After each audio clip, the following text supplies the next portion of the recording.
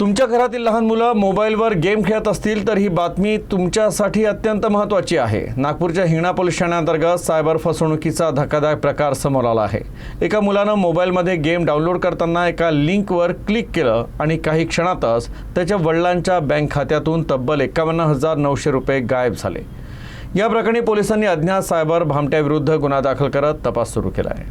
नागपूरच्या हिंगणा पोलीस ठाण्याच्या हद्दीतील वाघधरा येथील 44 वर्षीय अजय सहारे हे सायबर फसवणुकीचे बळी ठरले।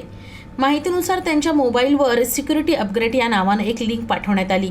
दरम्यान त्यांच्या लहान मुलानं मोबाईलवर गेम डाउनलोड करताना ही लिंक उघडली गेली। या लिंकवर क्लिक करता सायबर ठगबाजांनी मोबाईलमध्ये प्रवेश मिळवून बँकिंगशी संबंधित माहिती हस्तगत केल्याचा आरोप करण्यात आलाय। अजय सहारे यांचं ICICI बँकेचं खातं मोबाईल क्रमांकाशी जोडलं गेलं होतं। मोबाईल हॅक करून सायबर गुन्हेगारांनी त्यांच्या खात्यातून 51,900 रुपये परस्पर काढून घेतले।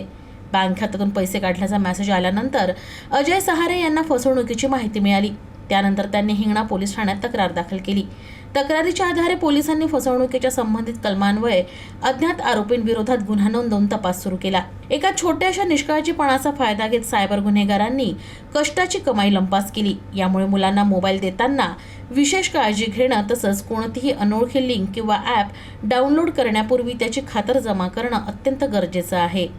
सदर गुन्ह्यामध्ये त्यांच्या मोबाईलमध्ये कोणतं तरी ॲप किंवा मालवेअर डाउनलोड होऊन त्यातून पैसे कपात झालेले आहे। त्यांचा मुलगा हा त्यांचा मोबाईल घेत असतो आणि तो विविध गेम्स डाउनलोड करतो। त्या गेम्सच्या द्वारे एखादा मालवेअर त्याच्यात येऊ शकते आणि त्याच्यातून पैसे कपात होऊ शकतात। कपात झालेले आहे आणि त्याच वेळेला आपण त्यांचे पैसे फ्रीज पण केलेले आहे। लवकरच त्यांना ती बँक आपल्या कोर्टाद्वारे सुपूर्दनामा लावून ती रक्कम परत मिळेल।